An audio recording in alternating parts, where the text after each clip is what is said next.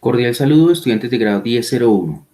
Acordémonos que estamos ante la santa presencia de Dios. Bien, para este video, muchachos, el propósito que vamos a desarrollar junto con la pregunta de listón corresponde a identificar las características del siglo de oro. Y la pregunta del listón corresponde a cuál o cuáles fueron los textos más representativos del siglo de oro. Partiendo de esta base, muchachos, quiero pues arrancar la enseñanza del día de hoy, quizás explicando cada una de las características de este periodo, de esta época, y quizás explicando en un brochazo uno de los tantos libros importantes del siglo de oro.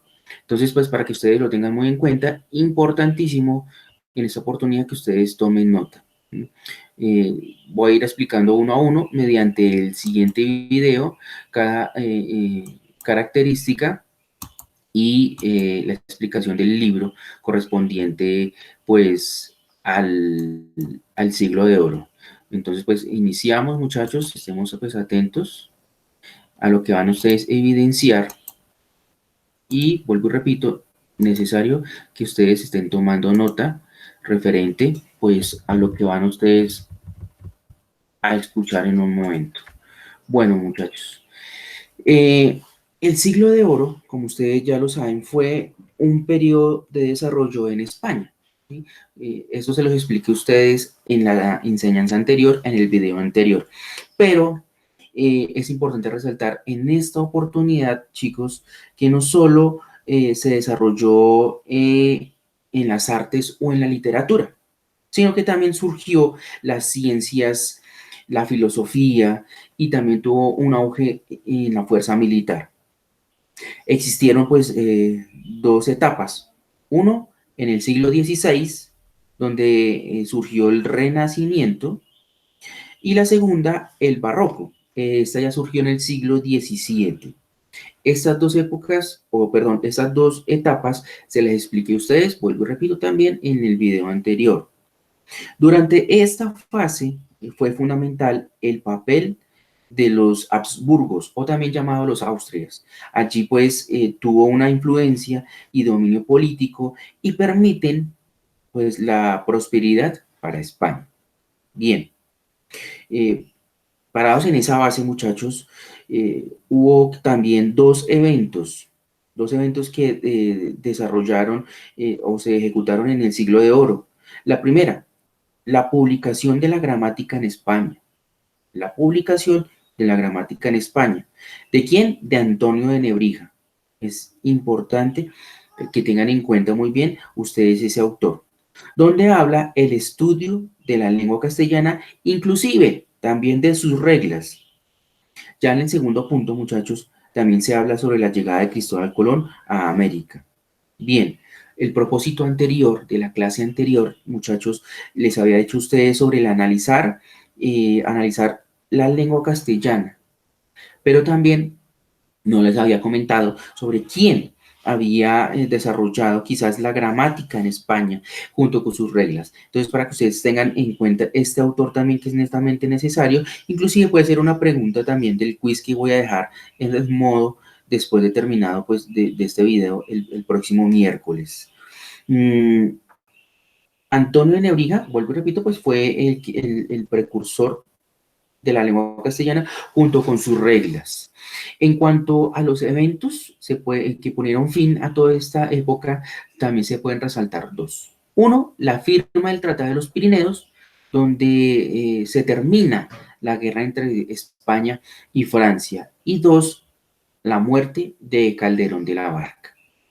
Ahora bien, con base a todo este meollo, a toda esta explicación del siglo de oro y su nacimiento, surgen las características. Tres características importantes que ustedes tengan muy presente. Importante, la influencia de la Iglesia Católica referente al siglo de oro. Primera, el espíritu de la contrarreforma.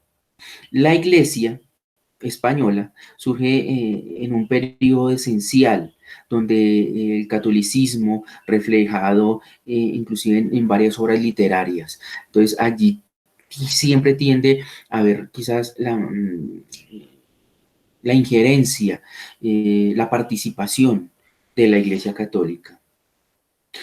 Segundo, los periodos del Renacimiento y del Barroco, donde el primero, el Renacimiento, surge o florece la fuerza militar y el poder económico. Y en el Barroco se refleja todas las vivencias de todos estos autores, resaltando quizás todo lo que ellos hayan vivido durante ese tiempo. Muy bien, esos dos periodos tenganlo muy en cuenta, muchachos, referente a las características del siglo de oro español. Tercera característica, importantísima porque se basa en la literatura, muchachos. Aquí ya estamos hablando de la parte literal, donde la sátira, ¿sí? Es un elemento común, fundamental, inclusive la comedia, la novela picaresca, tres elementos importantes que surgen en la literatura del siglo español que juegan un rol importantísimo. Esta última, la novela picaresca, habla sobre los jóvenes pobres y astutos que sobrevivían de los demás.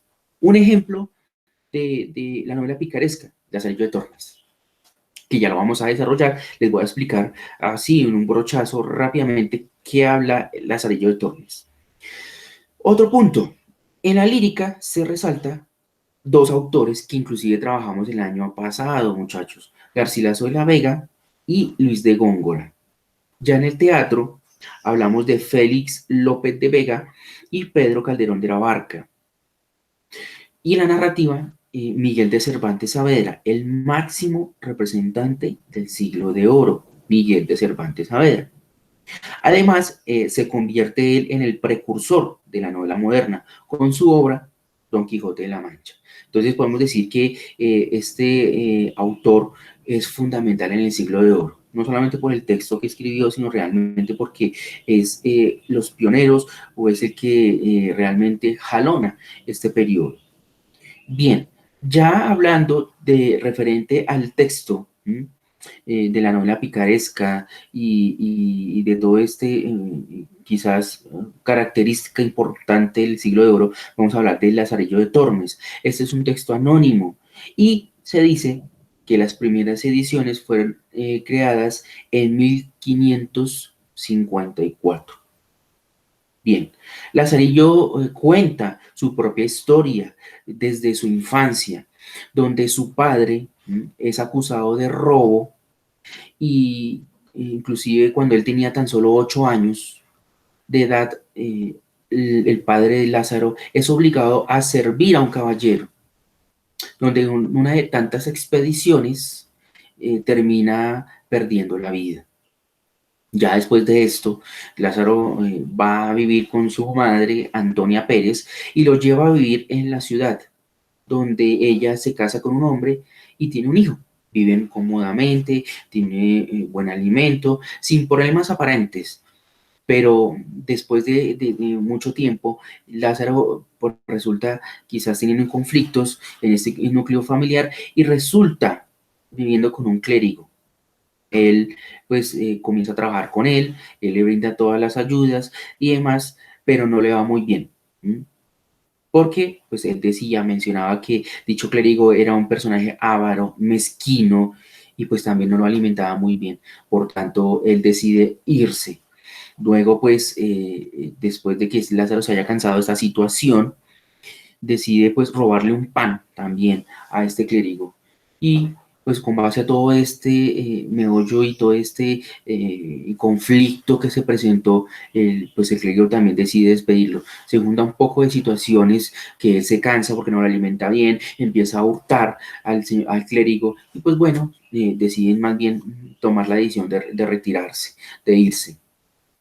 Ya después Lázaro se va para Toledo, donde pide limosna, ¿sí? Y allí se encuentra con un escudero que aparentaba ser de buena familia, de una familia adinerada, pero en realidad era pobre. Por tanto, lo lleva a pedir dinero, a mendigar, y le da una parte a este señor escudero, y resulta como en el contexto de hoy, que no se escapa de la realidad, explotándolo.